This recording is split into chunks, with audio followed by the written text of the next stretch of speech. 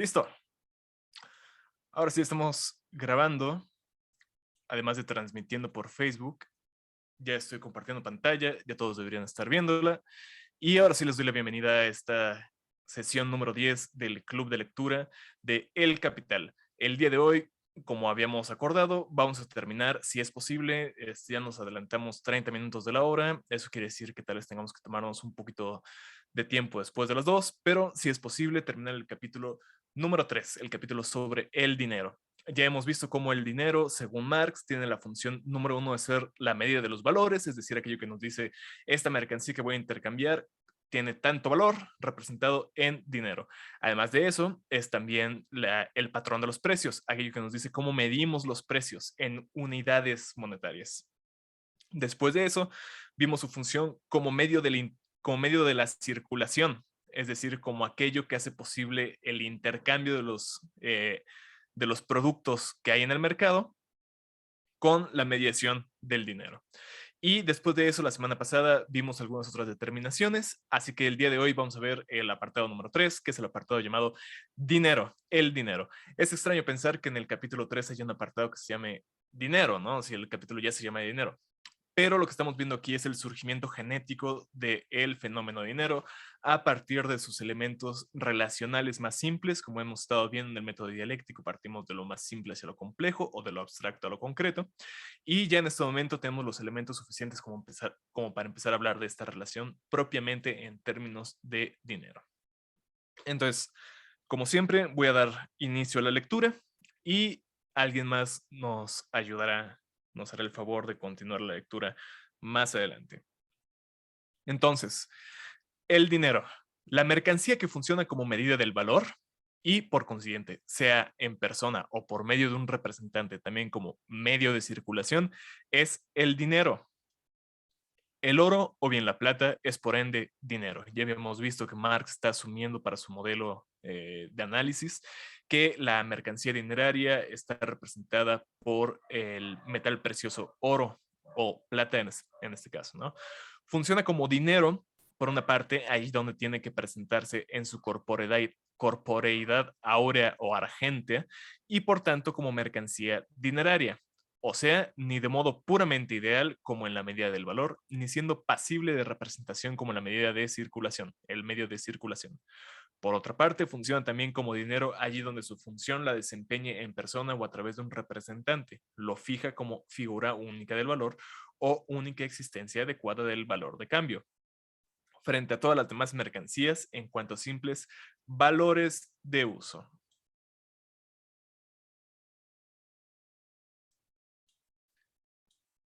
Ahora, ya habíamos visto todo esto. Es simplemente un repaso que da Marx para explicarnos de nuevo. El dinero hace todo esto que ya vimos. Ahora, propiamente, ¿cuáles son las funciones del dinero? Número uno, el atesoramiento. ¿Qué podemos hacer con el dinero? Lo podemos atesorar.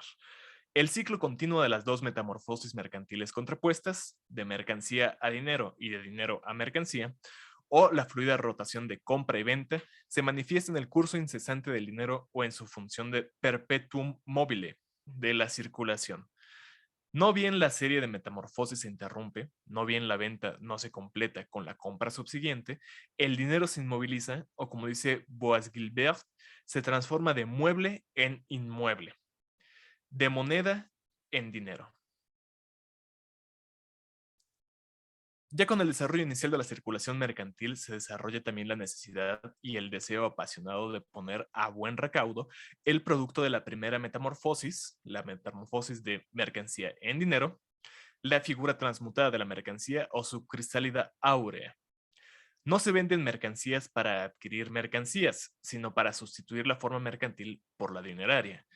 De simple fase intermediadora del intercambio de sustancias, ese cambio formal se convierte en fin en sí mismo. La figura enajenada de la mercancía se ve impedida de funcionar como su figura absolutamente enajenable o como su forma dineraria meramente evanescente. El dinero se petrifica en tesoro y el vendedor de mercancías se convierte en atesorador. Aquí es muy interesante como lo pone Marx, ¿no? Se petrifica en tesoro. Se hace una cosa inamovible, ya está fuera de la circulación mercantil, luego entonces ya no cambia de forma, se mantiene en una misma determinación y aquel que vende mercancías se convierte, por tanto, en atesorador. Ya no es el vendedor, como veíamos en la persona dramática que adquiere la persona que intercambia su mercancía por dinero, que es el vendedor, sino adquiere una nueva, el atesorador. En los inicios de la circulación mercantil, precisamente, solo se convierte en dinero el excedente de valores de uso. De esta suerte, el oro y la plata se transforman de suyo en expresiones sociales de lo superfluo o de la riqueza. Podemos poner el ejemplo, como siempre hacemos, de la comunidad agraria neolítica o mesolítica o lo que sea, donde una familia, un clan o un grupo de clanes producen de manera comunal, tienen una producción social de la cual todos se apropian después y el restante, lo que queda después de la apropiación comunal de ese producto, es aquello que luego se va a convertir en excedente y eso después se va a intercambiar con otros clanes, otros grupos, otras sociedades que estén en los márgenes de la primera, ¿no?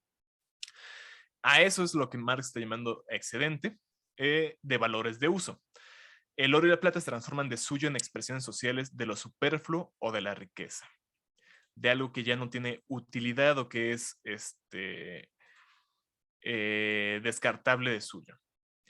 Esta forma ingenua del atesoramiento se perpetúa en pueblos en los cuales a un modo de producción tradicional y orientado a la propia subsistencia corresponde un conjunto de necesidades firmemente delimitada. Tal es el caso de los asiáticos y particularmente de la India.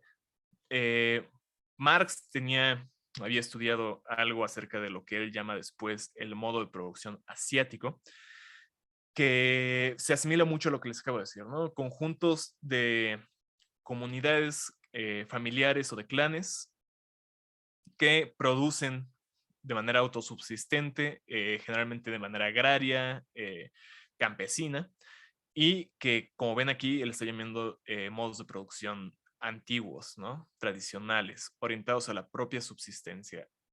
Como habíamos dicho también, no ha habido ningún pueblo en la historia, al parecer, que haya sido un pueblo meramente que se base o que tenga una estructura social de el trueque, sino que el trueque es algo que se da entre sociedades. Ahí donde una sociedad termina y se encuentra con otra, ahí se dan truecos, ¿no?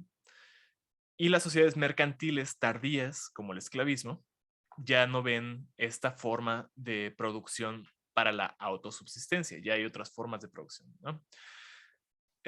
Van der Linde, quien se figura que los precios mercantiles están determinados por la masa de oro y plata existente en un país dado, se pregunta por qué las mercancías indias son tan baratas.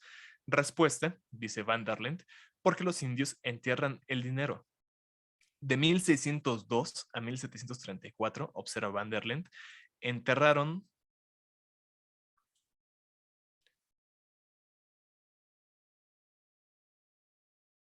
150 millones de libras esterlinas en plata que originalmente había pasado de América a Europa. En 1856, 1866, de 1856 a 1866, o sea, en 10 años, Inglaterra exportó a India y China. Gran parte del metal expedido de este último país se abre caminos a la India. 120 millones de libras de plata obtenidas previamente a cambio de oro australiano. Con el desarrollo ulterior de la producción mercantil, todo productor de mercancías debe asegurarse el nervus rerum, nervio de la cosa, tener en su mano la prenda social. La prenda social es el dinero. Sus necesidades se amplían sin cesar y demandan imperiosamente una compra continua de mercancías extranjeras, mientras que la producción y venta de su propia mercancía insume tiempo y están sujetas a contingencias. Para comprar sin vender, nuestro productor tiene que haber vendido antes sin comprar. Esta operación, practicada a escala general, parece ser contradictoria consigo misma. En sus fuentes de producción, sin embargo, los metales preciosos se intercambian directamente por otras mercancías. Se opera aquí una venta por parte del poseedor de mercancías sin compra desde el punto de vista del propietario de oro y plata. Y ventas ulteriores, sin compras subsiguientes, se reducen a servir de medio para la distribución posterior de los metales preciosos entre todos los poseedores de mercancías. Surgen de esta manera, en todos los puntos del tráfico, tesoros de oro y plata diversos en volumen. De repente, mucha gente vende sus cosas y con lo que se queda es con el dinero. Ese dinero ya no lo van a transformar de nuevo en otra mercancía y empiezan a aparecer pequeños ahorritos, pequeños tesoritos. Con la posibilidad de retener la mercancía como valor de cambio o el valor de cambio como mercancía, se despierta la avidez de oro. A medida que se expande la circulación mercantil, se acrecienta el poder del dinero, la forma siempre pronta, absolutamente social, de la riqueza. El oro es el excelentísimo. El oro es excelentísimo. Quien lo tiene hace cuanto quiere con el mundo y llega a que echa las ánimas al paraíso. Colón, es una carta escrita por Colón desde Jamaica en 1503. Aquí también podríamos recordar lo que Bartolomé de las Casas, este clérigo español que llega a la Nueva España, o más bien a las Indias durante la conquista, apunta en su verdadera historia de la conquista de la Nueva España, donde escribe él describiendo el proceso de la conquista, la brutalidad de los españoles, que cuando llegaron a ciertos territorios de lo que después sería llamado América, los indígenas que habitaban esos territorios reunían todo el oro que tenían y lo echaban al agua, con la esperanza de que los españoles que iban buscando oro los dejaran en paz. Así los indígenas explicaban a aquellas personas que guardaron las declaraciones que luego de las casas recogen, que ellos creían que los españoles tenían por Dios al oro. Siendo este su Dios, lo buscaban con ansias y no había otra cosa que los moviera o los detuviera, sino el oro, las ansias de oro. Entonces,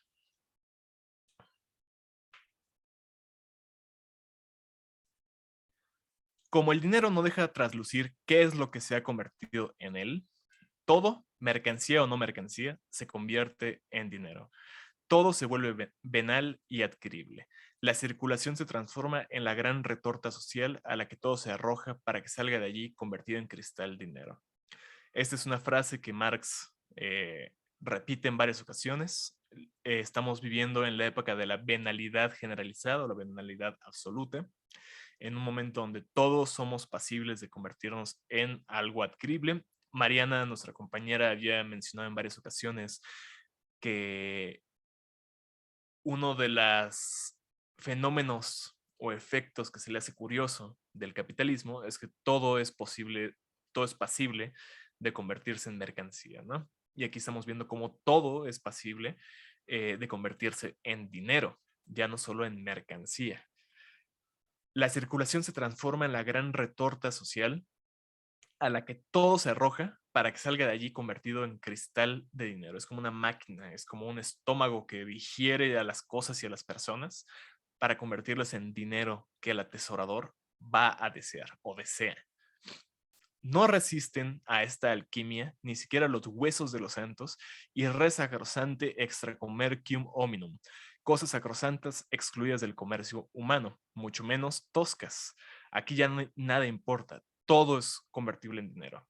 Así como el dinero se ha extinguido toda diferencia cualitativa de las mercancías, él, a su vez, en su condición de nivelador social, extingue todas las diferencias. Pero el dinero mismo es mercancía, una cosa exterior, pasible de convertirse en propiedad privada de cualquiera. El poder social se convierte así en poder privado, perteneciente a un particular. El poder social que tiene el dinero, nosotros hemos puesto en el dinero algo que socialmente hemos otorgado a un objeto exterior nuestro, una capacidad maravillosa, milagrosa, de convertir todo o de reducir todas las diferencias, de convertirlas en igualdades, se ha convertido en un poder privado, el del poseedor del dinero. Si eres poseedor de dinero, todas las diferencias del mundo se reducen a nada, se reducen únicamente a cuánta cantidad dineraria requieres para adquirirlas. De ahí que la sociedad antigua lo denuncie como la moneda fraccionaria de su orden económico y moral. La sociedad moderna, que ya en los años de su infancia saca por los pelos a Plutón, a Hades,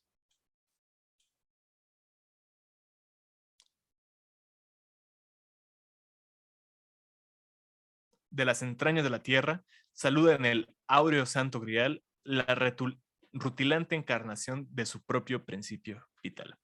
Les quiero leer un pequeño extracto escrito por Marx en esta colección de cuadernos preparatorios para el capital que se llaman los Grundrisse, de los cuales ya forma parte también la introducción del 57 que leímos muy al comienzo de este club de lectura, pero que yo creo que cabe muy bien aquí. Entonces les voy a leer lo que dice Marx ahí, en un extracto que famosamente ha sido llamado los formas económicas precapitalistas. Es el momento donde Marx entra a estudiar el mundo antiguo de la India, de China, de Grecia, de Roma, y ver qué tiene de particular esos momentos históricos, qué tiene de general también, y cómo se va perfilando la particularidad de la modernidad. Les voy a leer.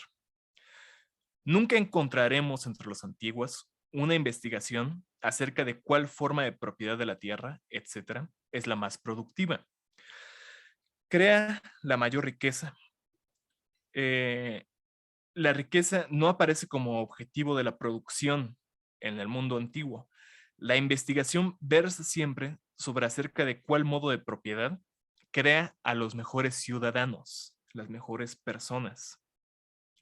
Por eso, la concepción antigua según la cual el hombre, cualquiera que sea la limitada determinación nacional, religiosa o política en que se le represente, aparece siempre igualmente como objetivo de la producción.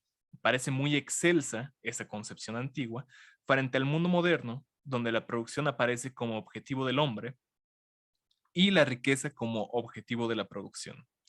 Pero de hecho, si se despoja la riqueza de su limitada forma burguesa, ¿qué es la riqueza sino la universalidad de las necesidades, capacidades, goces, fuerzas productivas, etcétera, de los individuos, creada en el intercambio universal? ¿Qué sino el desarrollo pleno del dominio humano sobre las fuerzas de la naturaleza, tanto sobre las de la así llamada naturaleza como de su propia naturaleza? ¿Qué sino la elaboración absoluta de sus disposiciones creadoras sin otro presupuesto que el desarrollo histórico previo, que convierte en objetivo a esta plenitud total del desarrollo, es decir, al desarrollo de las fuerzas humanas en cuanto tales, no medidas con un patrón preestablecido? ¿Qué sino una elaboración como resultado de la cual los hombres no se reproducen en su carácter determinado, sino que producen su plenitud total? No se producen a ellos mismos como capitalistas y obreros, sino como seres humanos en general. Como resultado del cual, de la cual no busca permanecer como algo devenido, sino que está en movimiento absoluto del devenir. Es decir, ¿qué es la riqueza sino aquello que le permite al hombre ser libre? En la economía burguesa y en la época de producción que a ella corresponde, esta elaboración plena de lo interno aparece como vaciamiento pleno, como la nada absoluta. Esta objetivación universal como enajenación total y la destrucción de todos los objetivos unilaterales determinados, como sacrificio del objetivo propio frente a un objetivo completamente externo. Por eso, el infantil mundo antiguo aparece por un lado como superior. Por otro lado, lo es superior el mundo antiguo en todo aquello en que se busque configuración cerrada, forma y limitación dada. Es satisfacción desde un punto de vista limitado, mientras que el mundo moderno deja insatisfecho o allí donde aparece satisfecho es vulgar. Tremendo, ¿no? Esta idea de que el mundo antiguo que versa acerca de los hombres, acerca de los mejores hombres que podemos producir, aquellos que la polis necesita, aquellos que Aristóteles está buscando con su ética nicomaquea, Platón con los diálogos, Sócrates con el intento de la mayéutica. Todo esto es satisfacción limitada, estrecha, pero superior a lo que podríamos decir en la modernidad, que es justamente esto que es insatisfecho totalmente, completamente, y solamente busca los fines parciales y limitados. Aquí, algo que me gusta recalcar mucho es esta parte donde Marx dice: a esta época, esta realización plena del ser humano le aparece como vaciamiento pleno, objetividad universal. Se cerró. Un segundo. Vaciamiento pleno, objetividad universal como enajenación total y la destrucción de todos los objetivos unilaterales determinados como sacrificio del objetivo propio frente a un objetivo completamente externo.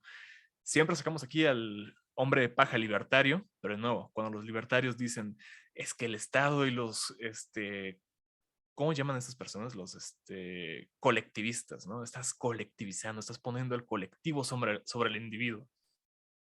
¿No les parece extraño pensar que en este pensar sobre los otros, pensar sobre qué mundo queremos, siempre se le presenta a la conciencia del libertario y a la conciencia burguesa venal, a la conciencia cotidiana y habitual de la persona que vive en este momento de producción? Pensar en algo más que sí se convierte para ellos en negación de sus fines personales. Ahí hay un efecto ideológico muy extraño y muy interesante, ¿no? Pero bueno, voy a seguir leyendo el capítulo 3. En cuanto a valor de uso, la mercancía satisface una necesidad particular y constituye un elemento particular de la riqueza material. Pero el valor de la mercancía mide el grado de su fuerza de atracción sobre todos los elementos de la riqueza material y, por tanto, la riqueza social de su poseedor. El juicio del poseedor de mercancías, bárbaramente simple, e incluso de un campesino de Europa Occidental, el valor es inseparable de la forma de valor y por tanto el acrecentamiento del caudal de oro y plata equivale a un acrecentamiento del valor. Sin duda, el valor del dinero varía, sea a consecuencia de su propio cambio de valor, sea porque se altera el valor de las mercancías, pero ello no impide, por una parte, que como siempre 200 onzas de oro contengan más valor que 100, 300 más que 200, etcétera. Ni que por otra parte la forma metálica natural de esta cosa siga siendo la forma que es el equivalente general de todas las mercancías, la encarnación directamente social de todo trabajo humano. El afán de atesoramiento es ilimitado por naturaleza. Cualitativamente, o por su forma, el dinero carece de límites, porque intercambia todo. Vale decir, es el representante general de la riqueza social porque se lo puede convertir de manera directa en cualquier mercancía. No hay nada para lo cual el dinero esté prohibido. Pero a la vez, toda suma real de dinero está limitada cuantitativamente y por consiguiente no es más que un medio de compra de eficacia limitada. Si yo tengo 100 pesos, no puedo comprar algo que valga 200. Esta contradicción entre los límites cuantitativos y la condición cualitativamente ilimitada del dinero incita una y otra vez al atesorador a reemprender ese trabajo de Sísifo que es la acumulación. Recordarán que Sísifo es el personaje de la mitología griega que es condenado por los dioses a empujar una piedra cuesta arriba que al llegar a la cima siempre desciende y tiene que comenzar el proceso una y otra vez todos los días, ¿no? Le ocurre como al conquistador del mundo, Alejandro Magno, que con cada nuevo país no hace más que conquistar una nueva frontera. La conquista es únicamente una forma de expandir los horizontes de un imperio.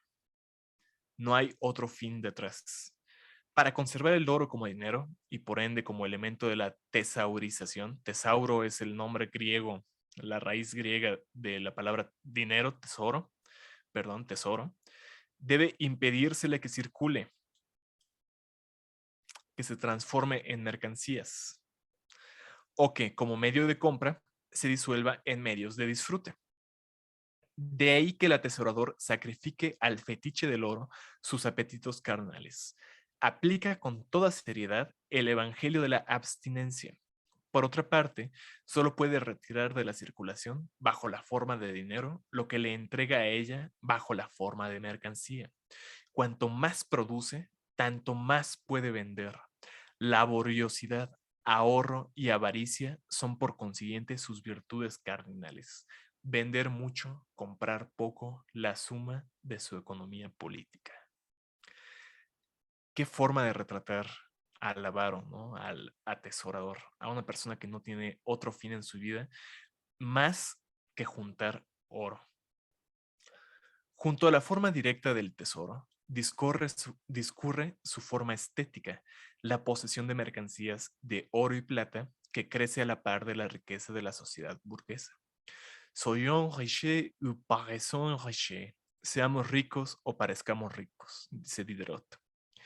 Se forma de esta suerte, por una parte, un mercado en constante expansión para el oro y la plata, independientemente de sus funciones dinerarias, y por la otra parte, una fuente latente de oferta de dinero que fluye ante todo en periodos de convulsiones sociales.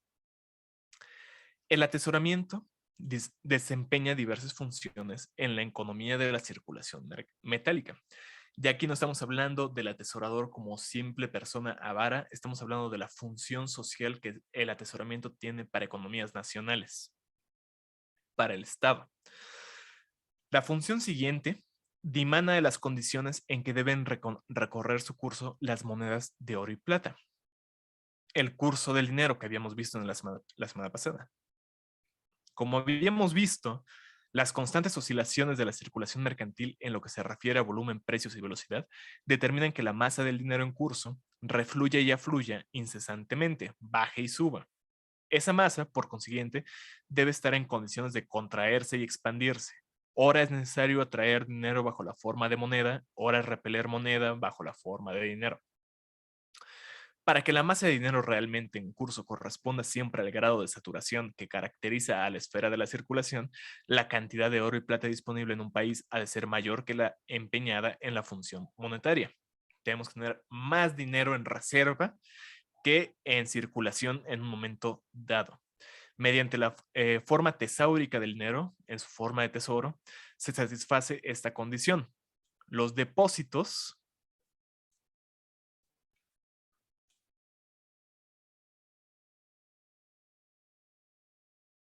que guardan los tesoros sirven a la vez como desaguaderos y acequias del dinero circulante que de este modo nunca inunda los canales por los que discurre. Ya habíamos visto que los bancos, en el caso, por ejemplo, de México, el Banco Central de México, el Banco,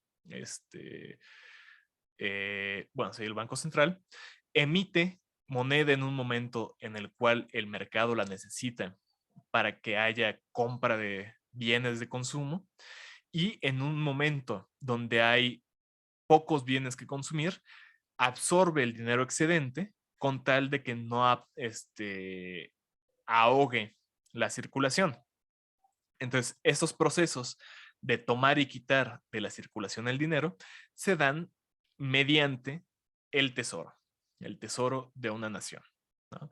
Entonces ya aquí tenemos los dos niveles. El nivel, digámosle, personal que adquiere en el ethos de una persona, en su carácter personal, el atesorador, y el nivel de función social, función económica, social o nacional que el tesoro tiene para una economía nacional, ¿no?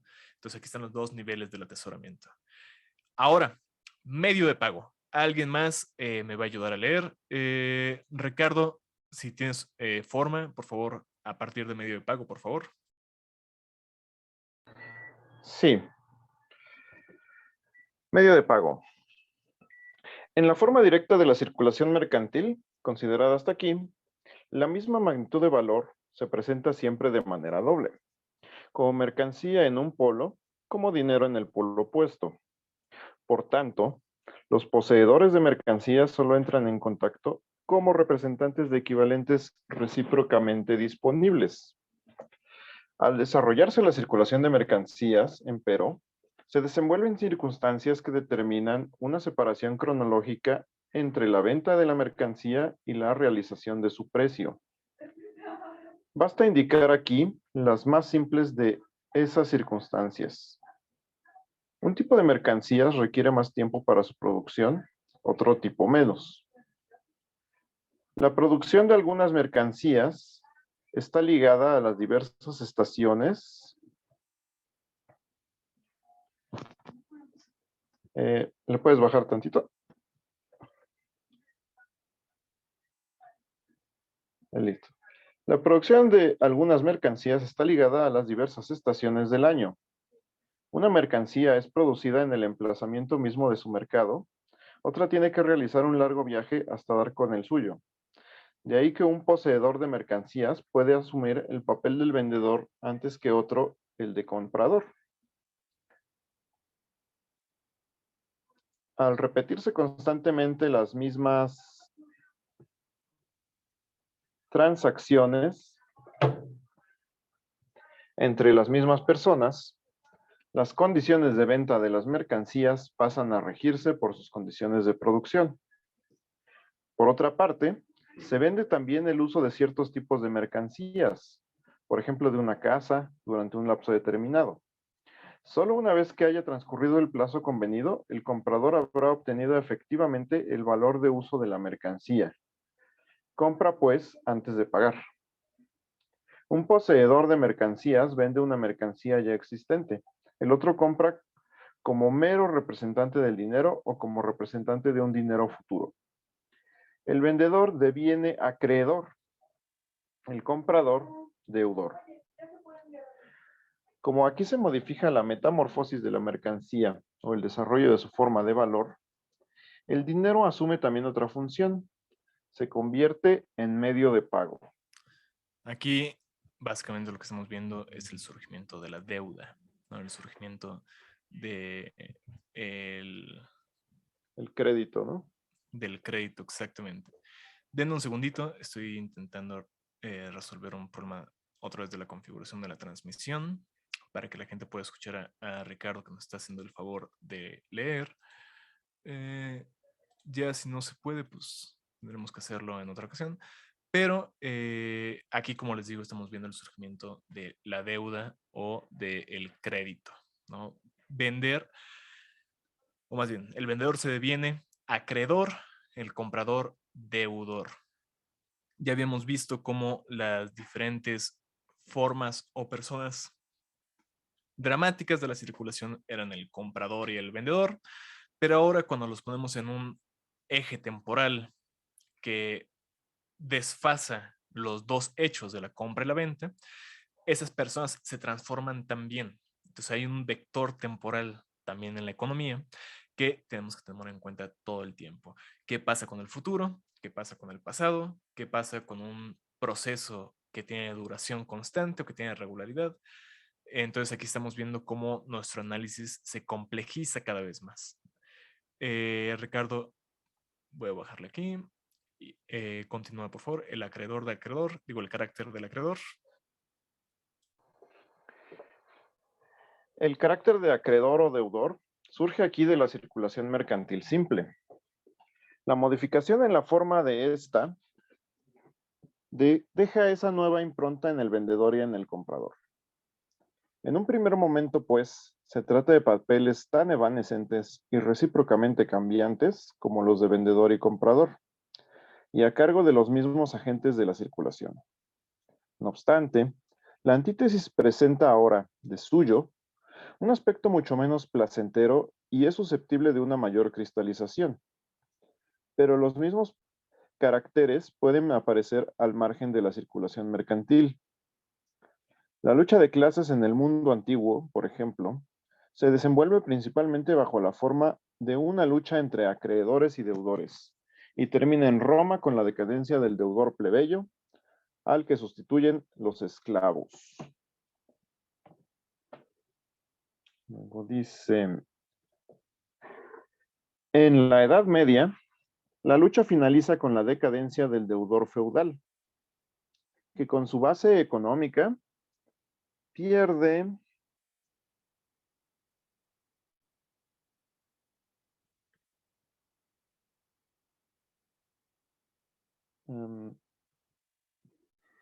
Con su base económica pierde también su poder político. Aún así, la forma dineraria y la relación entre el acreedor y el deudor reviste la forma de una relación dineraria. En estos casos no hace más que reflejar el antagonismo entre condiciones económicas de vida ubicadas en estratos más profundos. Retornemos a la esfera de la circulación mercantil. Ya no se produce la aparición simultánea de los equivalentes, mercancía y dinero, en los dos polos del proceso de la venta. Ahora, el dinero funciona primero como medida del valor, al determinar el precio de la mercancía vendida. Ese precio fijado contractualmente mide la obligación del comprador, esto es, la suma de dinero que él mismo debe pagar en el plazo estipulado. Funciona en segundo lugar como medio ideal de compra. Aunque solo existe en la promesa dineraria del comprador, hace que la mercancía cambie de manos. Solo al vencer el plazo convenido, el medio de pago entra efectivamente en la circulación, es decir, pasa de las manos del comprador a las del vendedor. El medio de circulación se transformó en tesoro, porque el proceso de circulación se interrumpió en la primera fase, o dicho de otra manera, porque se sustrajo a la circulación la figura transmutada de la mercancía. Si bien el medio de pago ingresa a la circulación, ello ocurre después que la mercancía se ha retirado de la misma. El dinero ya no es el mediador del proceso. Le pone punto final, de manera autónoma, como existencia absoluta del valor de cambio o mercancía general. El vendedor convierte la mercancía en dinero para satisfacer con este una necesidad. El atesorador para conservar la mercancía bajo una forma dineraria. El comprador endeudado para poder pagar. Si no lo hace, se efectúa la venta judicial de sus bienes.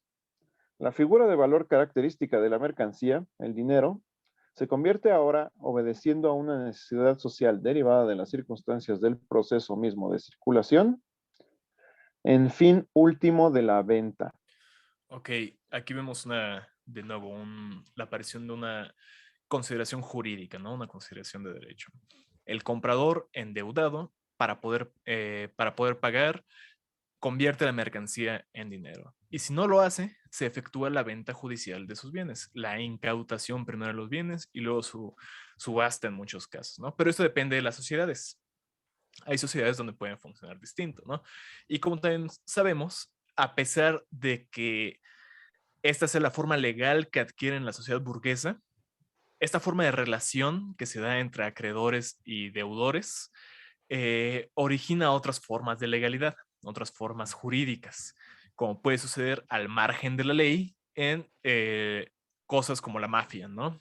Si ustedes le deben a la mafia no va a incautar sus bienes y a revenderlos, la mafia les va a romper las piernas primero, ¿no? Para eso son los agiotistas, ¿no?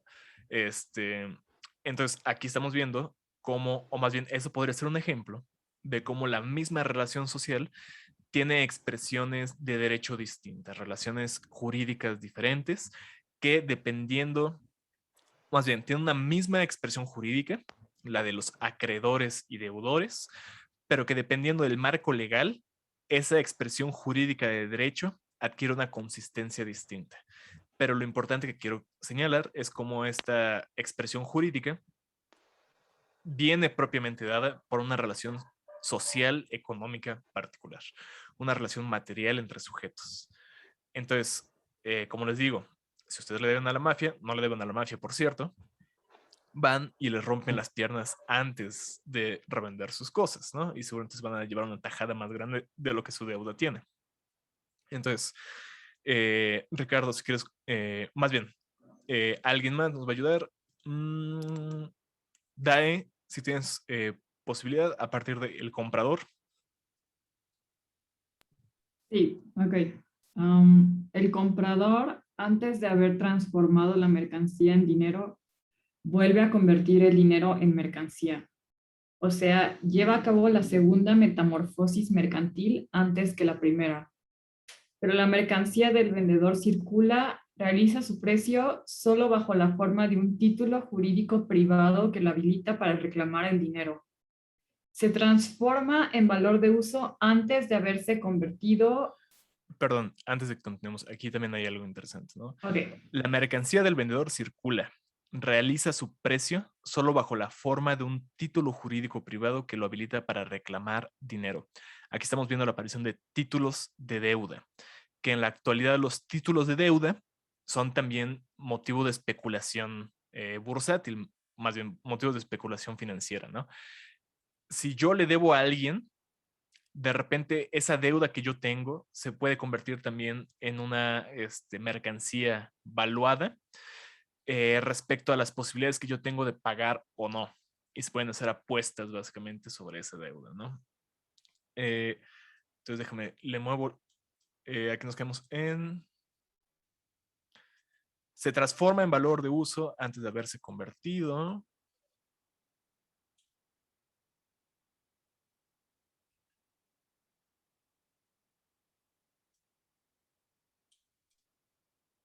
En dinero. Entonces, Dae, continúa, por favor. su primera metamorfosis solo se lleva a cabo posteriormente. En todo lapso determinado del proceso de circulación, las obligaciones vencidas representan la suma de los precios de las mercancías cuya venta las hizo surgir. La masa de dinero necesaria para la realización de esa suma de precios depende, en primer término, de la velocidad con que recorren su curso los medios de pago. Esta depende de dos circunstancias: la concatenación de las relaciones entre acreedores y deudores, de tal modo que A, que recibe dinero de su deudor, B, se lo paga a su acreedor, C, etc., y el lapso que media entre los diversos plazos de pago. La cadena consecutiva de pagos o de primeras metamorfosis efectuadas a posteriori se distingue esencialmente del entrelazamiento, antes considerado, de las series de metamorfosis. La conexión entre vendedores y compradores no solo se expresa en el curso del medio de circulación. La conexión misma surge en el curso del dinero y con él. En cambio, el movimiento del medio de pago expresa una conexión social preexistente. La simultaneidad y yuxtaposición de las ventas limitan el reemplazo de la masa de moneda resultante de la velocidad de su curso. Constituyen, por el contrario, una nueva palanca en la economía de los medios de pago. Con la concentración de los pagos en el mismo lugar se desarrollan de manera espontánea institutos y métodos para compensarlos.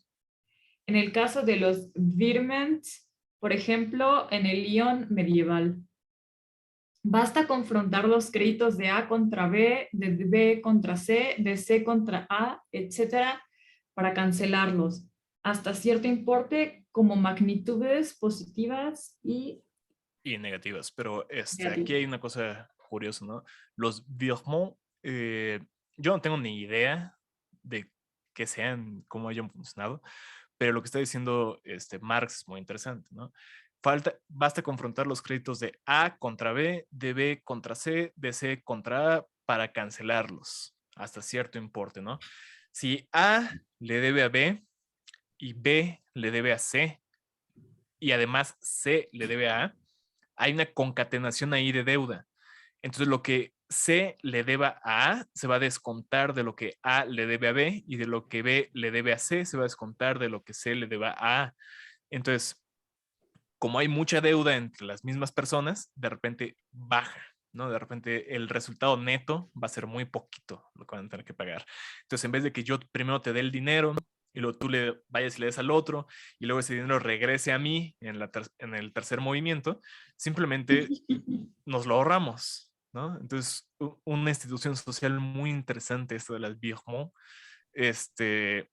que les digo, quién sabe, o sea, yo no sé cómo habrá funcionado, o aquí dice Marx se funcionó en el Lyon medieval, pero pues eso nos habla acerca de cómo los distintos pueblos del mundo han creado instituciones sociales para manejar la deuda, ¿no? Desde un punto de vista antropológico habla de cómo habían otras formas, o más bien la deuda servía de formas distintas, ¿no? Había otras formas de metabolismo social y de asimilación de fenómenos monetarios como este. Entonces, como magnitudes positivas y...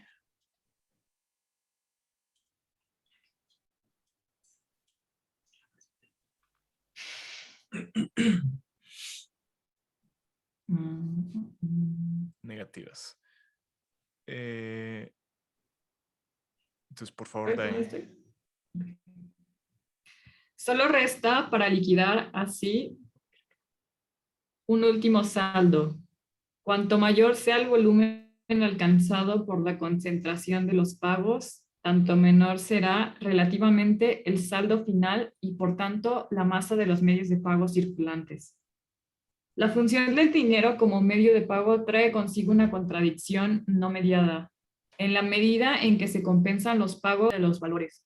En la medida en que los pagos se efectúan realmente, el dinero ya no entra en escena como medio de circulación, como forma puramente variante y mediadora del metabolismo, sino como la encarnación individual del trabajo social, como la existencia autónoma del valor de cambio, como mercancía absoluta. Dicha contradicción estalla en esa fase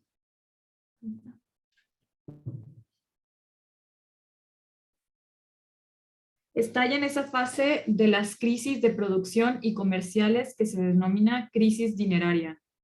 La misma solo se produce allí donde la cadena consecutiva de los pagos y un sistema artificial de compensación han alcanzado su pleno desarrollo. Al solicitarse perturbaciones más generales de ese mecanismo, procedan de donde procedan, el dinero pasa de manera súbita y no mediada de la figura puramente ideal del dinero de cuenta a la del dinero contante y sonante. Las mercancías prófanas ya no pueden sustituirlo. El valor de uso de la mercancía pierde su valor y su valor se desvanece ante su propia forma de valor. Así Esperamos apenas... ahí tantito. Okay. Sí. Aquí de nuevo hemos visto por segunda vez la entrada en nuestro horizonte de la crisis.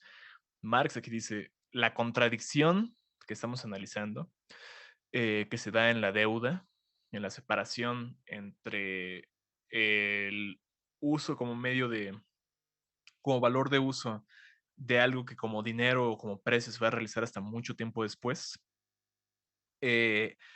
estalla en esa fase de la crisis de producción y comerciales que se denomina crisis dineraria. Voy a leer la nota 99A que está aquí abajito, que dice, la crisis dineraria tal cual se define en el texto, en los manuales económicos, por así decirlo, como fase de toda crisis.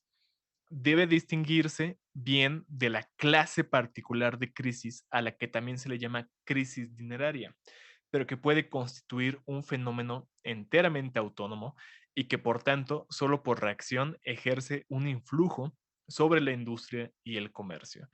Trátese de crisis cuyo movimiento se centra en el capital dinerario y cuya esfera directa es por tanto la esfera de las acciones dramáticas del capital dinerario, la banca, la bolsa, las finanzas.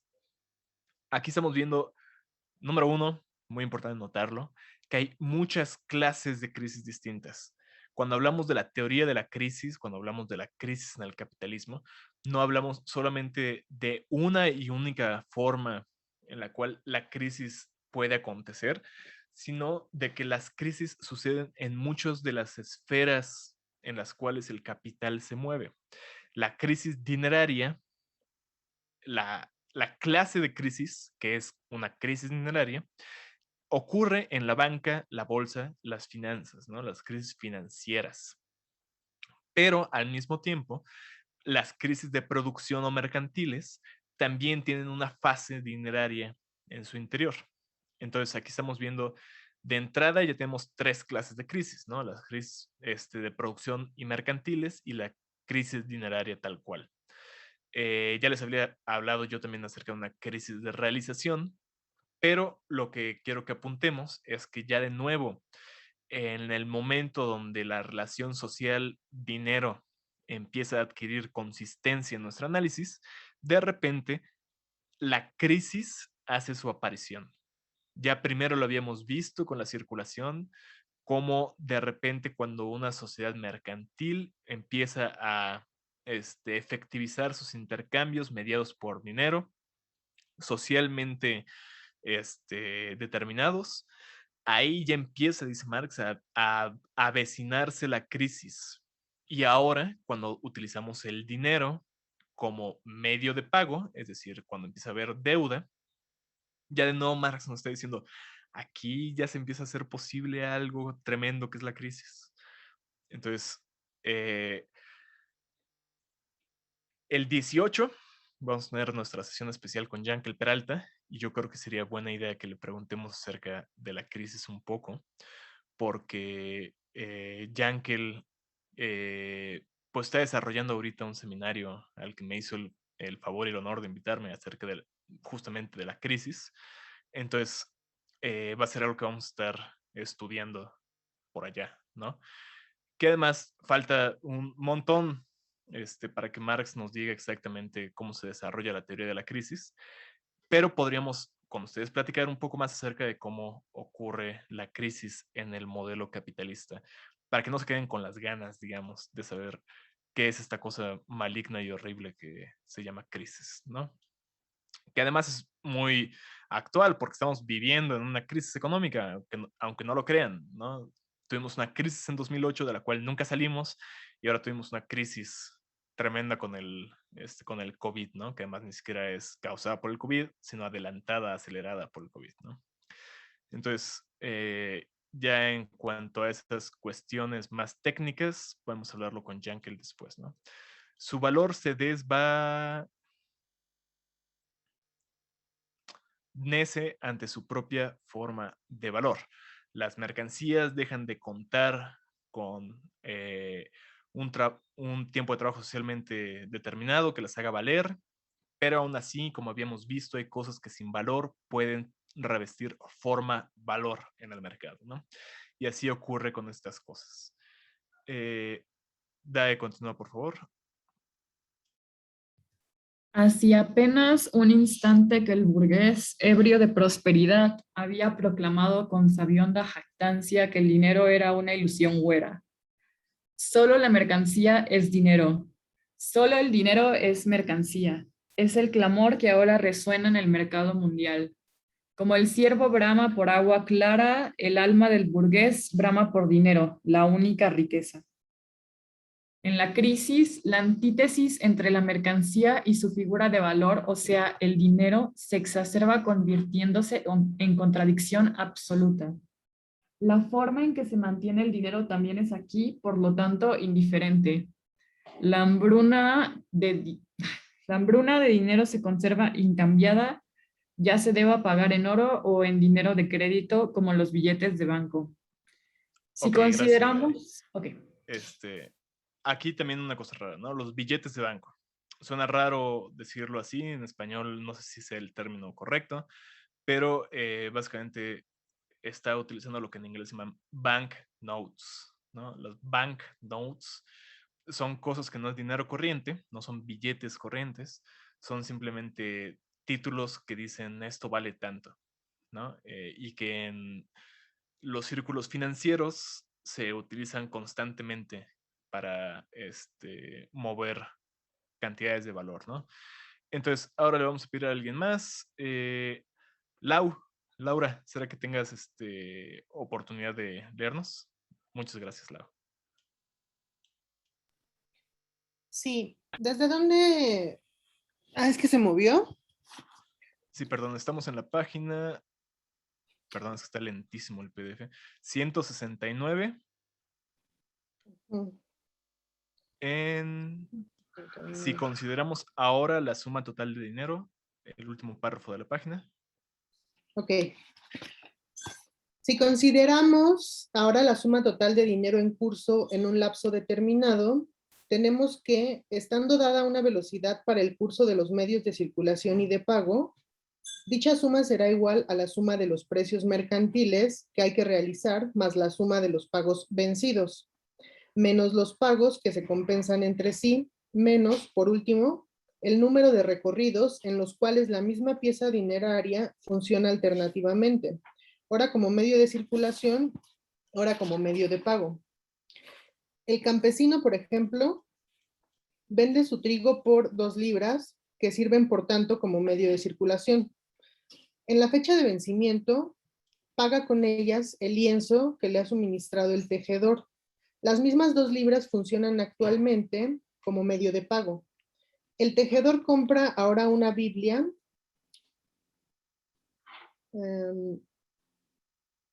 Ese pequeño símbolo, no sé qué sea.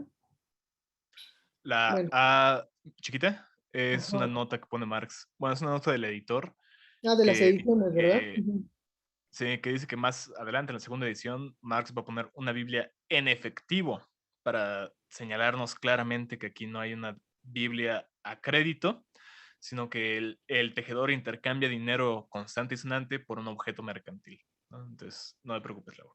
Vale. Funcionan de nuevo como medios de circulación, etc. Por consiguiente, aunque estén dados tanto los precios como la velocidad del curso dinerario y la economía de los pagos, ya no coinciden la masa de dinero en curso y la masa de mercancías que circula durante cierto periodo, por ejemplo, un día. Está en curso dinero que representa mercancías sustraídas desde hace tiempo a la circulación. Circulan mercancías cuyo equivalente en dinero no aparecerá sino en el futuro. Por eso hace la acotación de que la Biblia es no a Sí, crédito, en ¿verdad? efectivo. Ajá. Ok. Sí, porque como dice aquí, en este ejemplo que estamos poniendo y en toda economía real, está Ujú. en curso dinero que representa mercancías sustraídas de ese tiempo Ajá. a la circulación. Yo me comí una manzana que compré a crédito, entonces ya me la comí, ya fue sustraída, pero hay dinero que va a empezar a circular en el futuro. Y circulan Claro. mercancías cuyo equivalente en dinero no aparecerá sino en el futuro. Entonces, yo compro en algún momento, hay cosas por ahí que voy a comprar, pero que yo no voy a pagar hasta dentro de 6 meses, por ejemplo, ¿no? Claro. Entonces, esa es la distancia temporal, ese eje temporal que nos está complejizando el análisis, ¿no? Sí, claro, vale. Vale, continúo.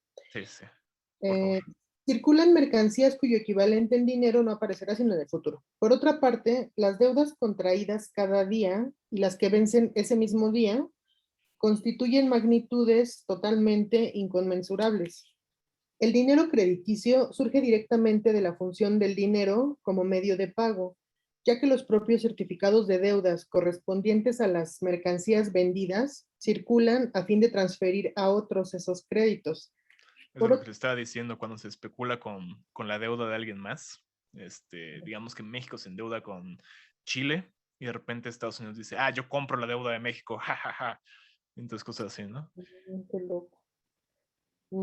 Por otra parte, al expandirse el sistema crediticio, se extiende también la función del dinero como medio de pago.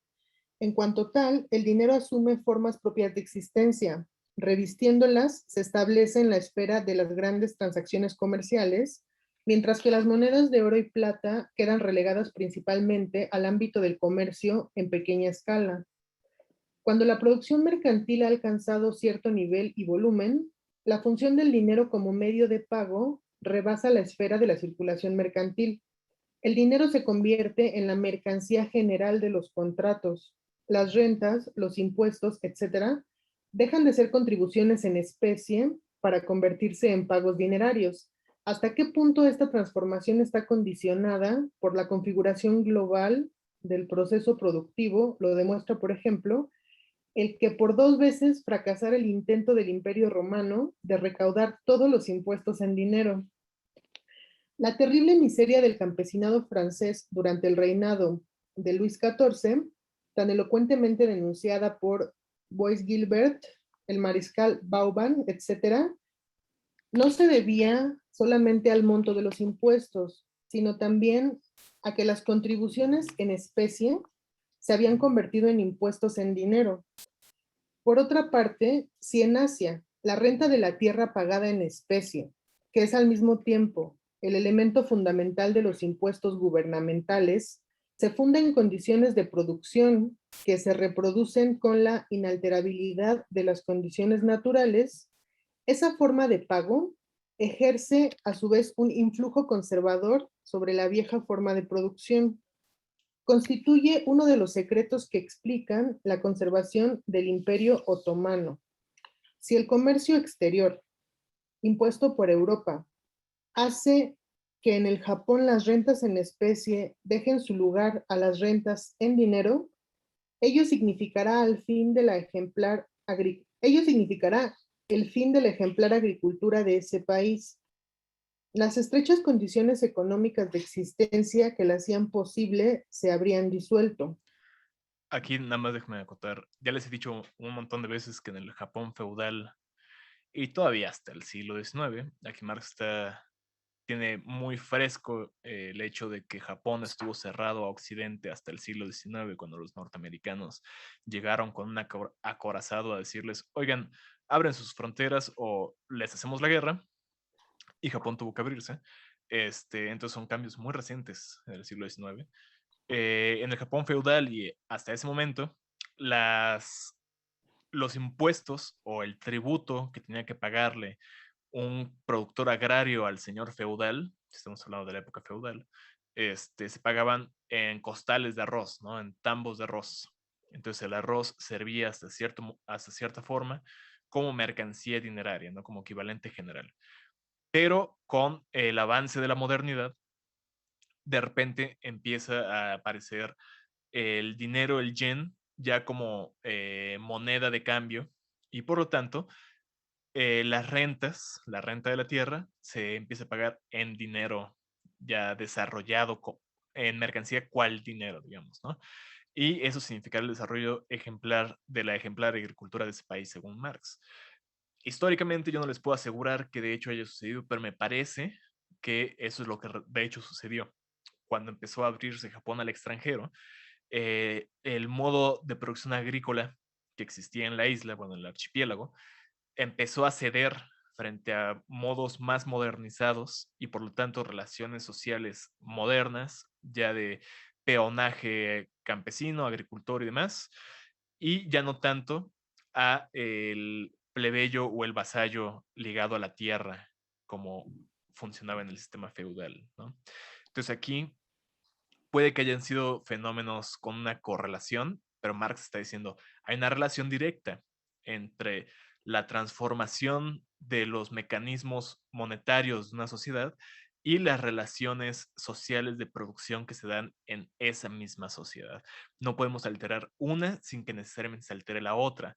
Y si llegamos a alterar una antes de que las fuerzas productivas alcancen el nivel de desarrollo de esa relación que estamos alterando, nos pasa lo que en Roma, donde el campo no era capaz de absorber, o más bien no había suficiente forma de producir suficiente moneda para pedirle al campesino, y tampoco había forma de hacerle llegar al campesino esa moneda, como para pedirle al campesino que nos pagara en esa moneda, y por lo tanto era imposible transformar el pago del tributo a dinero, porque simplemente no había el desarrollo de las fuerzas productivas que apuntalara esa transformación social. Fue primero necesario que ese campesinado subiera a una forma de organización distinta antes de que fuera viable la inserción de esa relación social dineraria como pago de tributo, ¿no? Entonces aquí podemos ver de nuevo los límites a los cuales la tecnología se acota. Y esos límites son límites materiales, límites estructurados en la producción social, ¿no? Entonces, Lau, por favor, a partir de en todos los países. Vale, sí. En todos los países se fijan determinadas fechas de pago de validez general. Esas fechas obedecen en parte, dejando a un lado otros movimientos circulares de la reproducción, a condiciones naturales de la producción ligadas al cambio de las estaciones. Aquí Regulan así, ¿no? esto tal vez sea ya muy anacrónico para nosotros, pero hasta el siglo XIX todavía, las fechas de pago de la deuda se daba en el momento de la cosecha. Por ejemplo, en las fechas de la cosecha, Ya el productor agrario tenía la posibilidad de pagar la deuda contraída al comienzo del ciclo agrario para plantar la semilla necesaria para su producción. Entonces ya hasta que llegaba ese momento podía pagar. Entonces había cierta tradición de que en el día de San Juan, creo, aquí abajito Marx pone la nota. Vamos a ver, el lunes de Pentecostés es una de estas fechas, ¿no?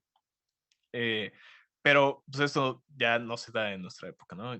Creo que ya no hay ninguna sociedad, o por lo menos en nuestra sociedad mexicana creo que ya no es algo que tenga vigencia.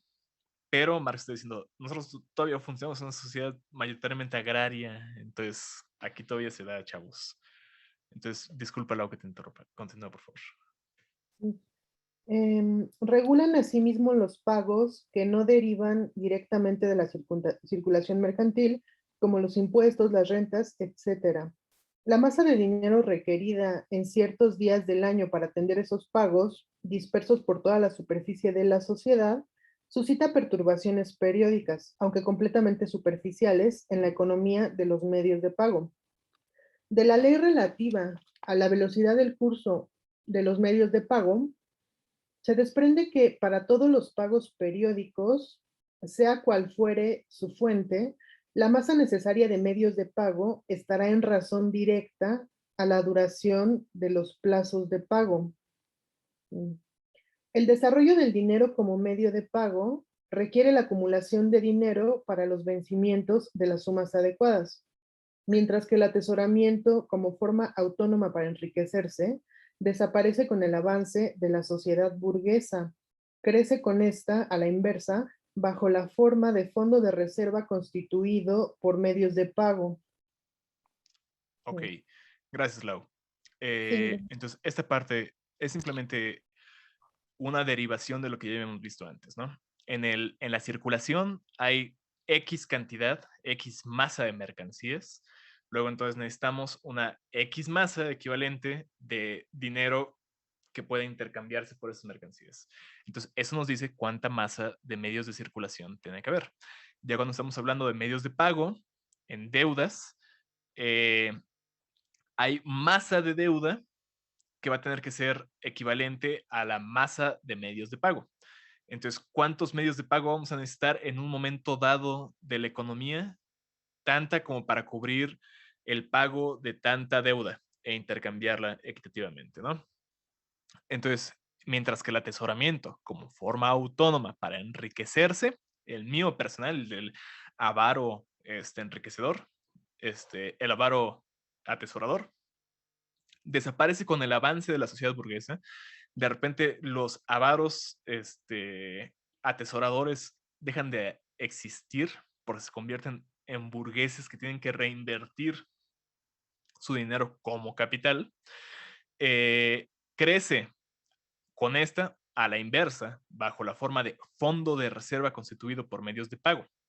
El atesoramiento deja de ser un fenómeno personal de, digamos, el duque o el rey o lo que sea de una región que en la época feudal tenía mucho dinero porque le sacaba mucho dinero a los pobres peones de su tierra, y se empieza a convertir, mientras estas personas desaparecen, se convierten en burgueses, se empieza a aparecer el atesoramiento necesario por una sociedad, por una nación, por un estado, para constituir fondos de reserva que den pie a la aparición de medios de pago, ¿no?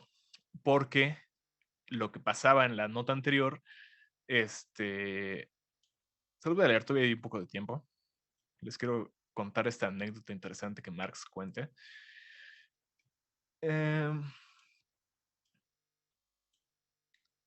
esto de que en ciertas épocas del año se tenían que pagar las deudas, esto es lo que sucede. El lunes de Pentecostés de 1824, narra el señor Craig, ante la Comisión Investigadora Parlamentaria de 1826, hubo en Edimburgo una demanda tan inmensa de billetes que a las 11 no les quedaba en los bancos ni un solo billete. Toda la gente fue al banco para sacar dinero.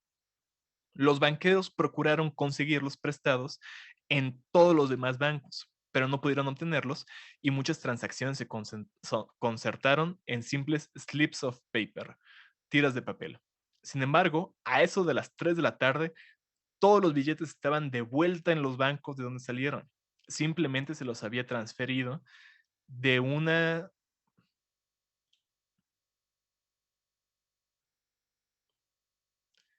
manos a otras, ¿no?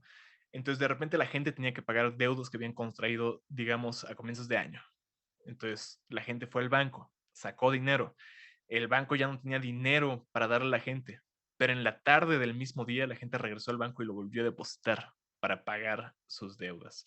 Luego entonces, para evitar esos momentos en los cuales el banco se queda sin dinero o la economía se queda sin medios de pago, sin medios de circulación tampoco, lo que se hace es tener reservas. Y cuando tú sabes que tu economía va a llegar a un punto en donde las deudas terminen, donde termina el plazo para una deuda, simplemente envías dinero y dices, ahí tienen, paguen y ya, ¿no? Entonces, eso es básicamente lo que está diciendo en esta parte, Marx. Elena, ¿será que puedas leernos esta parte de dinero mundial, por favor?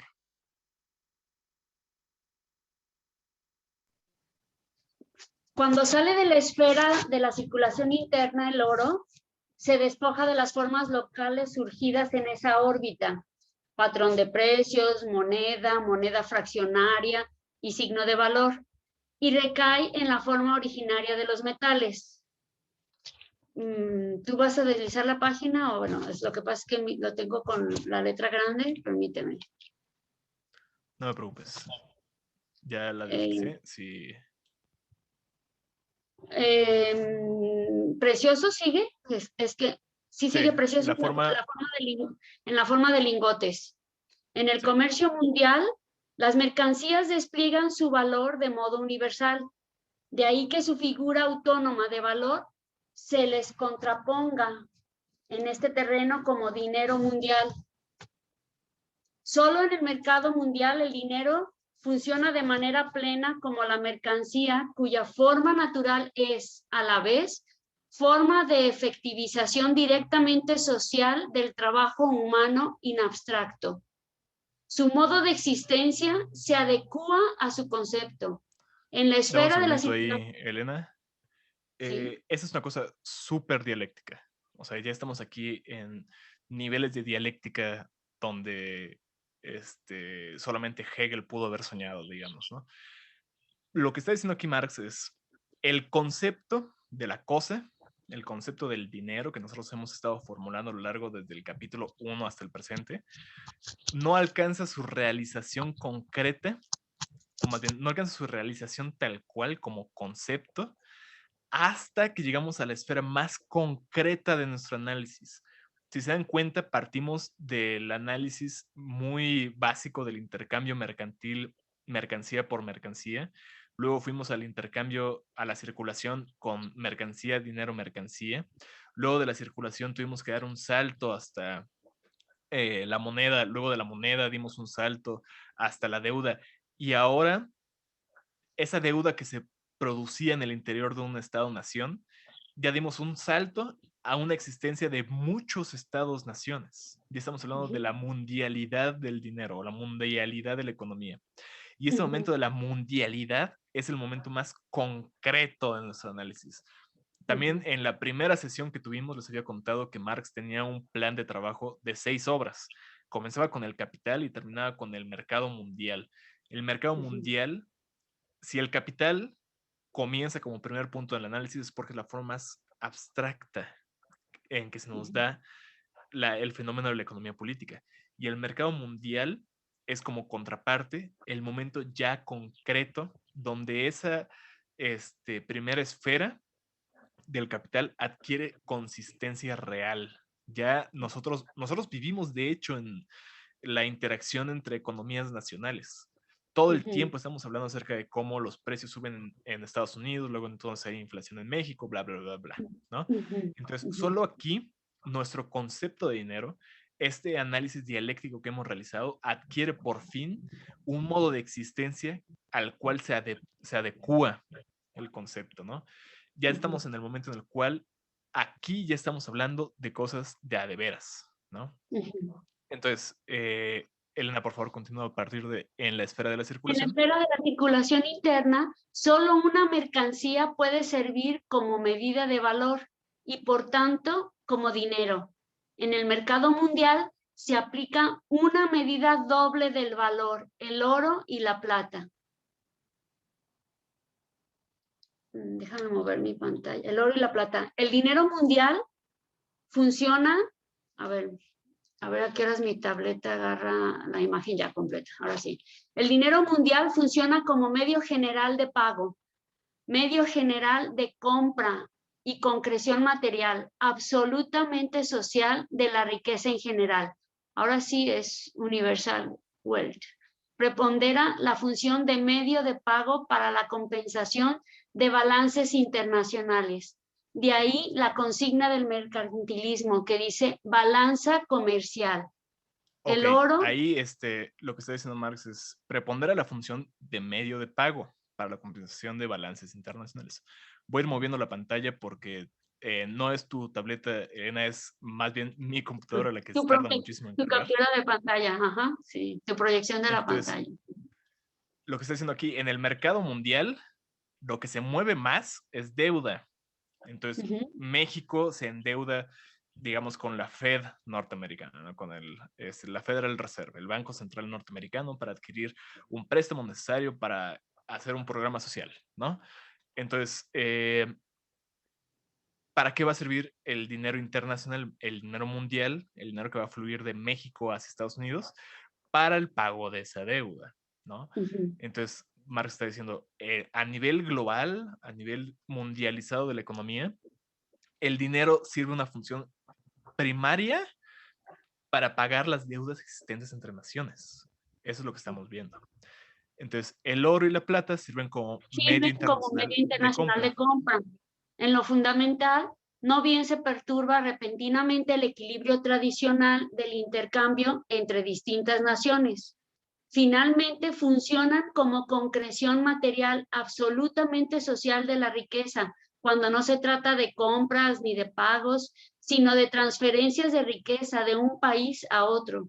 Y allí donde esa transferencia no puede efectuarse bajo la forma de mercancías, ya sea porque lo impide la coyuntura del mercado o el propio objetivo que se persigue. Al igual que para la circulación interna, todos los países necesitan disponer de la circulación interna, disponer de un fondo de reserva para la circulación en el mercado mundial, las funciones de los atesoramientos, pues, derivan en parte de la función del dinero como medio interno de circulación y de pago, en parte de su función como dinero mundial. En este último papel, siempre se requiere la mercancía dineraria real, o sea, oro y plata corpóreos, y es por eso que James Stewart caracteriza, déjame ver, sí,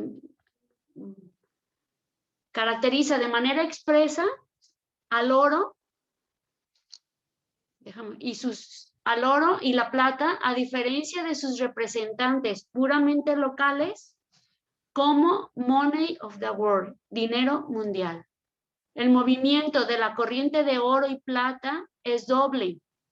Por una parte, esa corriente se vierte a partir de sus fuentes por todo el mercado mundial, donde la absorben en distinta medida las diversas esferas nacionales de circulación, ingresando así a los canales internos por los que discurre, sustituyendo las monedas de oro y plata desgastadas, proporcionando el material de los objetos suntuarios y petrificándose bajo la forma de tesoros. Ese primer movimiento se media a través del intercambio directo entre los trabajos nacionales realizados en las mercancías y el trabajo de los países productores de oro y plata realizado en los metales preciosos. Por otra parte, el oro y la plata fluyen y refluyen constantemente entre las diversas esferas nacionales de circulación, un movimiento que obedece a las incesantes oscilaciones de la cotización cambiaria. Los países... Dame un segundo, Elena. Sí. Laura puso una pregunta en el chat, la voy a leer. Dice Laura. Entonces supongo que varios autores han considerado pertinente un análisis de funcionamiento de la deuda en sociedades donde el salario es ya la forma predominante mediante la cual se explota la fuerza de trabajo. Para dar cuenta de, por ejemplo, cómo es que las personas se endeudan cuando reciben aguinaldos y van pagando la parte que falta de esas deudas a lo largo del año. O más aún, en sociedades como las actuales, en las que la precarización, incluso del salario, determina cómo funcionará la deuda, en qué temporalidades o qué características tendrá. Pienso que trabajos como el Uber son como soluciones rápidas para solventar deuda en sociedades en que ya incluso es difícil acceder a un salario precario. Es un punto buenísimo. Me gustó mucho cómo lo puso Lau, porque en muchos momentos el Uber sí funciona así, ¿no? De repente alguien, digamos, se endeuda en Coppel Electra o tiene que pagar el hospital de la mamá o del tío, tiene un préstamo bancario, ¿no? Y esa persona de por sí ya tiene un mal empleo, pon tú en Starbucks o lo que sea, y dice, bueno, ¿qué puedo hacer, no? No, pues le entro de Uber en mis ratos libres, ¿no? Salgo a las 6 de la tarde de mi empleo y hago Uber de 6 a 10, tal vez sale para pagar la deuda. Y sí hay mucho investigación sobre la deuda. La deuda es uno de los temas de investigación en materia económica más trabajados, digamos. Yo no lo he leído, pero hay un libro que es muy famoso en la actualidad que se llama Deuda, los primeros 5,000 años, de un antropólogo que se llama Graeber. Se me fue el primer nombre. Pero Graeber es también el autor de este libro que se llama Trabajos de Mierda. David Graeber, gracias, Lau. Que Trabajos de Mierda es un libro buenísimo acerca de trabajos que no tienen utilidad real y que son solamente para mantener ocupada a la gente, digamos, y que causa todo tipo de perturbaciones espirituales, emocionales y psicológicas en las personas, pero aún así pues, no nos podemos deshacer de ellos porque son necesarios, digamos, para la circulación mercantil. Pero en Deuda, los primeros 5,000 años, Graeber, como antropólogo, alguien que había estudiado sociedades antiguas y que además tiene una relación muy directa con la arqueología y cosas así, estudia justamente la forma en que la deuda adquiere una función social en el pasado, con estas instituciones como el de los envirements, que Marx decía estaban en la sociedad del Lyon medieval en Francia, y también cómo en la actualidad la deuda funciona con todo tipo de mecanismos para crear este tipo de fenómenos y problemáticas que Lau está presentándonos. Y yo creo que sería un buen texto para analizar, el de Graeber. Te digo, yo no lo he leído, pero me encantaría. El de Deuda, los primeros 5,000 años. Y el de Trabajos de Mierda también está muy chido, ¿no? Que también valdrá la pena revisar. Ricardo dice, cavar hoyos y tapar hoyos. Algo muy similar. Solo que sería como estampar oficios y recibir oficios, ¿no? Recibir oficios sin estampa, ponerle estampa y entregarlos. Ese es el tipo de cosas a las que Graeber se refiere como trabajos de mierda. Y que sí, pues están muy de la mierda, ¿no? Entonces, Elena, por favor, continúa a partir de los países de producción. Los países de producción burguesa desarrollada reducen los tesoros concentrados masivamente en las reservas bancarias al mínimo que requieren sus funciones específicas. Con alguna excepción, una represión extraordinaria de las reservas por encima de su nivel medio es índice de estancamiento de la circulación mercantil o de que se ha interrumpido la afluencia de las metamorfosis experimentadas por las mercancías. ¿Leo la pie de página? No. Ok. No, el pie de página no, pero aquí básicamente lo que está diciendo Marx es, de repente si tenemos mucho tesoro en un país, puede significar que simplemente no estamos teniendo actividad económica. Y ya terminamos el capítulo del dinero, ¿no? Tenemos exactamente las 2. Pero muchas gracias, Elena. Te voy a mutear tantito. Pero bueno, ese fue el capítulo del dinero.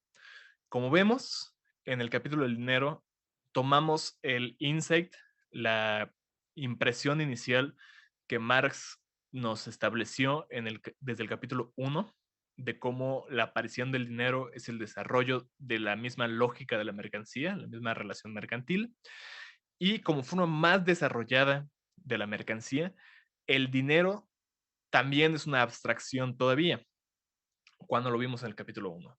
Ya en su análisis, en la forma en que el dinero se concretiza, tenemos que pasar de esa primera forma del intercambio simple mercancía-mercancía a la forma en que el dinero media las relaciones sociales para convertir ese intercambio en circulación.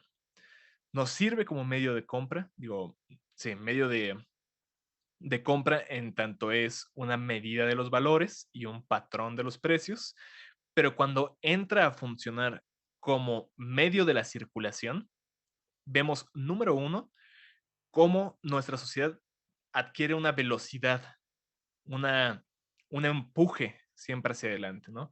Siempre hay la necesidad de que este circuito de la circulación se reproduzca una y otra vez, cambie una y otra vez de forma, porque ya estamos disgregados, ya estamos atomizados en la sociedad y lo que yo produzco ya no es suficiente para cubrir mis necesidades. Si yo ejerzo como zapatero, yo no puedo vivir de puros zapatos. Tengo que cambiar esos zapatos por dinero para con dinero cambiar ese dinero por la comida que es necesaria para mí, ¿no? Entonces el dinero aplaca todas las diferencias sociales, igualiza a todas las personas por igual.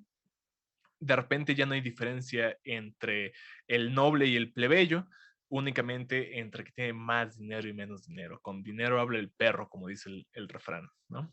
Y al mismo tiempo, cuando sucede esto, ya de repente yo tengo que estar comprando y vendiendo, comprando y vendiendo, comprando y vendiendo todo el tiempo. Y además todas mis compras se traducen en muchísimas ventas.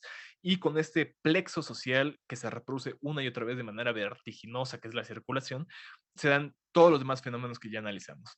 La moneda, el dinero mundial, la deuda y cosas así. Ya cuando llegamos al dinero mundial, a la concreción de las economías nacionales puestas en relación una con otra, ya cuando vemos que ya no hay, ya en el capitalismo, no hay economías aisladas, todas están siempre en contacto unas con otras, vemos como la circulación, la primera circulación simple que habíamos analizado al comienzo del capítulo, se convierte en una forma más compleja de circulación cuando entra a circular entre naciones. Las mismas dinámicas aplican, solo que en un nivel mucho más complejo. Y más adelante, cuando vemos la circulación capitalista, la circulación del capital, veremos cómo esa relación se complejiza cada vez más. Ya terminamos entonces el capítulo del dinero. Y con el capítulo del dinero le damos fin a la sección primera del capital. Dice Ricardo, por eso a los economistas tradicionales les encanta la deuda. Definitivamente, la deuda es uno de los temas principales de los economistas contemporáneos, los economistas estándar, digamos, justamente porque es un tema de reflexión, número uno, que se presta mucho a la matematización. Es una cuestión que en métodos matemáticos de análisis económico es muy manejable, es muy fácil hablar de deuda en términos matemáticos, pero al mismo tiempo también porque a estas personas, a estos economistas estándar, digamos, les parece ya que estos niveles de análisis son donde la economía realmente funciona, ¿no?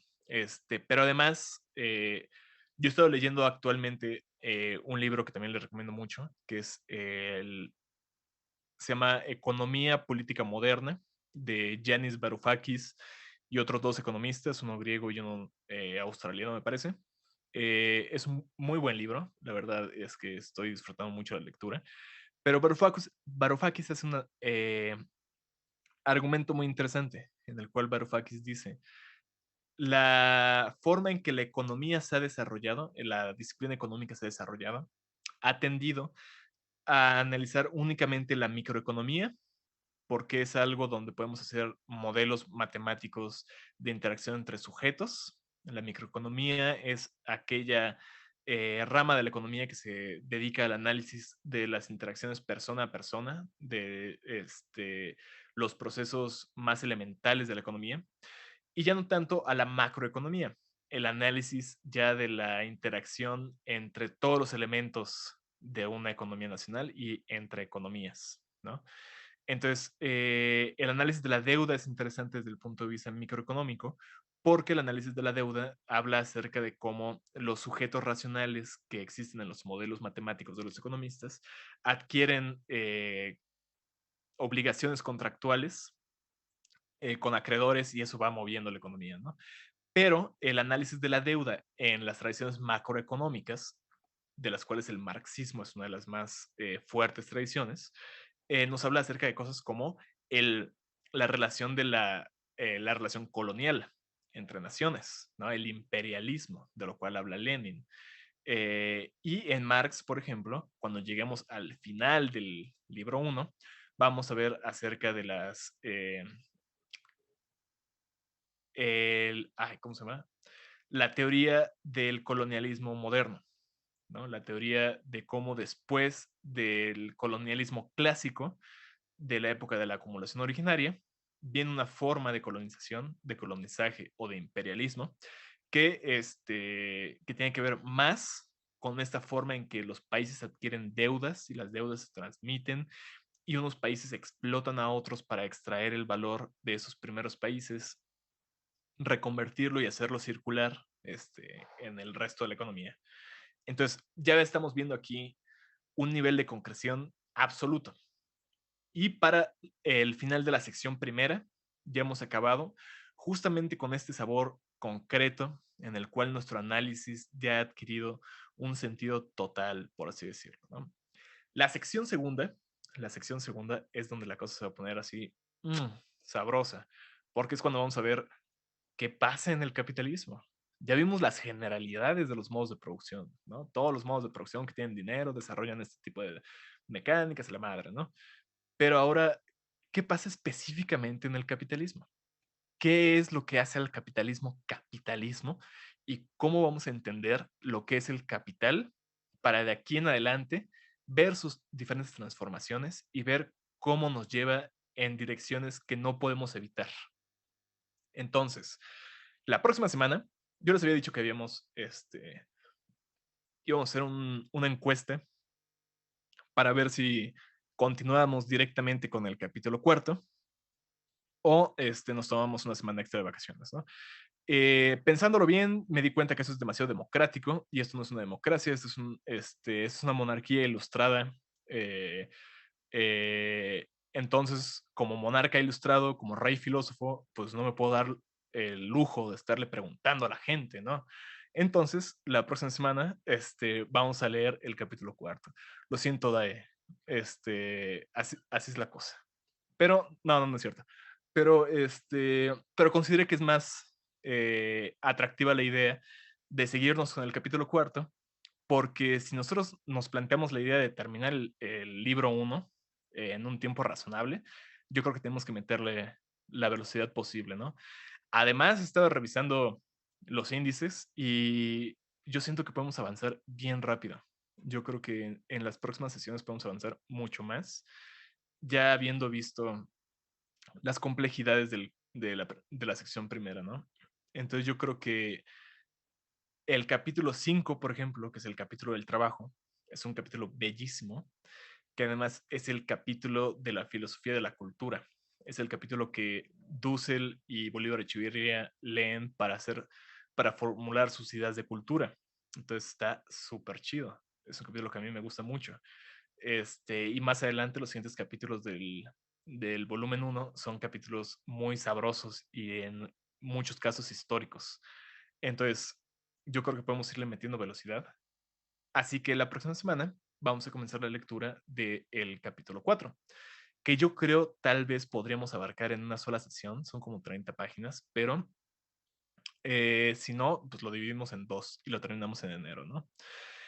Pero, chicas, chiques, si alguien tiene alguna duda, algún comentario que quiera ofrecernos, son bienvenidos, tomen la palabra sin ningún miramiento o preocupación. Y si no, aquí termina esta sesión del Club de Lectura, sesión número 10. Entonces, Por acá, por sí, acá tus súbditos tienen una duda. ¿Nos vamos a saltar capítulos dígame. entonces? No lo creo. Yo creo que No, vamos a ver ¿verdad? todo. Sí, sí, es lo Sí. que... Sí, nada. Gracias. Más bien les vamos a meter velocidad para verlo todo completito, ¿no? Ah. Pero entonces, Ricardo, toma la palabra, por favor. Ah, ok. No, bueno, pues está, digamos, de la planificación de lo que viene del curso, pues creo que es adecuado. Yo no tengo ninguna objeción al respecto. Y ya nada más de este capítulo, lo que quería comentar era sobre, bueno, supongo que más adelante, va a abordar esa parte, pero me parece que aquí la deuda, o sea, incluso todavía no le mete el factor del préstamo con interés, porque eso, pues sí es lo que viene a complicar todavía más las cosas, porque justo el problema o sea, digamos, lo que tengo entendido es que el problema del préstamo con interés es que estás, o sea, básicamente el interés, cuando se está cobrando como dinero, es un dinero que todavía no está circulando. Entonces, no hay modo de que uno pueda resarcir la deuda completamente. Entonces, como una deuda que va a ser eterna, ¿no? O sea, a lo mejor digamos, dentro de los movimientos económicos, pues se va transfiriendo de una persona a otra, como lo que comentaba sobre esto de la cuestión de la Edad Media de León. Pero, pues sí, o sea, eso termina siendo una cuestión que lo hace, pues, insostenible completamente al sistema, ¿no? O sea, y creo que pues es como la solución digo, que se usa como modernamente para activar las economías, pues es esta cuestión, ¿no? De que contraen más deuda y pues todavía peor porque el dinero o sea, esta cuestión como del dinero que si es usando oro o plata, o sea, eso ya, por lo que tengo entendido, eso ya no existe. Ya hoy en día lo que está sustentando el dinero es el dinero fiduciario, ¿no? Que básicamente es dinero sacado de la nada. Entonces simplemente es deuda que existe por existir, ¿no? O sea, porque en algún momento pues los gobiernos usan mecanismos, ¿no? Para inyectar ese dinero de deuda. Pero pues pues es dinero que produce una deuda que es impagable, ¿no? Entonces, pues ya no me sorprendería que, pues como dice Yanis Varoufakis, ¿no? Que ya hacia donde vamos, pues vamos hacia un tecnofeudalismo, ¿no? Digo, él lo orienta mucho en la cuestión como de cómo está funcionando Amazon, cómo está funcionando Facebook y todo esto. Pero pues sí, o sea, al final de cuentas, pues va a haber alguna entidad que sea la que va a llegar un día de estos a decir, no, pues ¿saben qué? Todos me deben a mí y cómo le vamos a hacer, ¿no? O sea, pero sí está bastante interesante este capítulo. Me gustó bastante. Qué bueno, y sí tienes toda la razón. Ya cuando veamos el interés, que además el interés no lo podemos ver, y yo creo que esa fue la intuición de Marx, no podemos hablar de interés todavía porque no hemos visto la cuestión del plusvalor, ¿no? Marx ya nos adelantó en el capítulo 1 que la fuente del valor es el trabajo, ¿no? Pero todavía no nos ha dicho qué diablos es el plusvalor. Si uno lo piensa en una economía, si tienes una masa de medios de subsistencia y tienes otra masa de medios de cambio, cuando tú las intercambias, pues realmente te quedas con la misma masa, ¿no? Si son idénticas, ¿de dónde viene el crecimiento de una economía? ¿De dónde viene la creación de algo extra, ¿no? De un plus. Y cuando veamos qué es el plusvalor, cómo el plusvalor funciona como momento necesario de la valorización del valor, es decir, del capital, ahí de repente todo va a tener sentido. Y todo va a tener sentido de por qué la deuda, por ejemplo, es algo que se incrementa con el tiempo, ¿no? ¿Cómo se llama? Acabas de decir la palabra, Ricardo. La deuda con...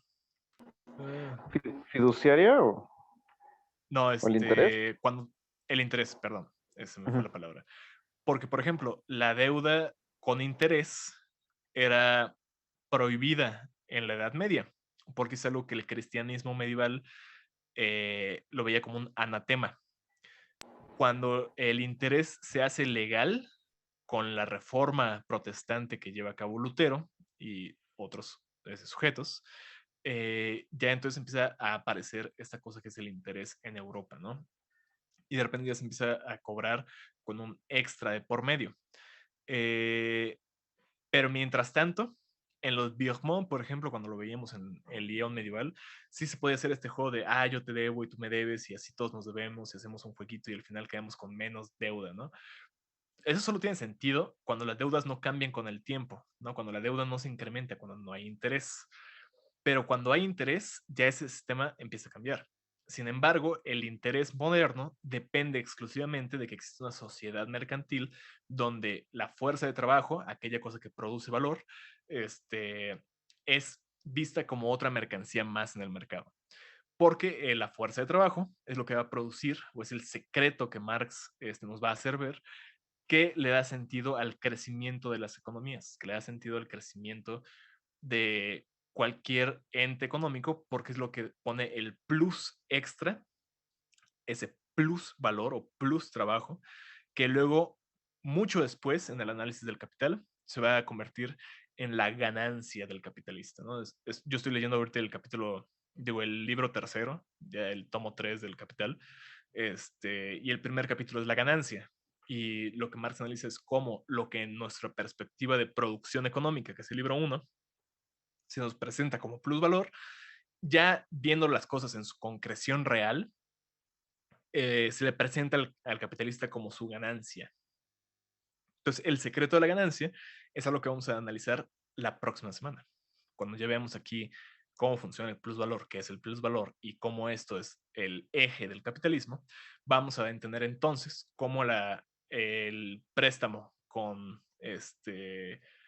excedentes tiene sentido en una economía capitalista, pero no tuviera sentido en economías distintas, ¿no? Entonces, si alguien más quiere tomar la palabra, si no, yo creo que aquí le cortamos. Qué bueno que les haya gustado. Ya Ricardo nos dijo que le gustó esta sección del capítulo tercero, o por lo menos el capítulo tercero. Pero espero que les haya gustado mucho la primera sección. Es la sección difícil, la sección cansada. Ya las demás van a ser secciones, yo espero, un poco más movidas.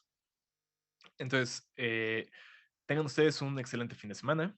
Nos estamos viendo la próxima y yo les dejo en el Classroom la información necesaria. Si alguien nos está viendo en Facebook, le agradecemos que nos haya acompañado. Si alguien nos ve después en YouTube, también le agradecemos. Déjenos un like. Sigan al Yelmo Atenea en YouTube o en Facebook o donde sea para que sigan viendo las sesiones. Y nos pueden dejar, como siempre, sus comentarios al correo electrónico en el Classroom, en la sección de comentarios de cualquier red social. Y nosotros intentaremos responderlos después. Muchísimas gracias a todos, todas, todes. Bye, gracias. Gracias, hasta luego. Gracias a todos, bye.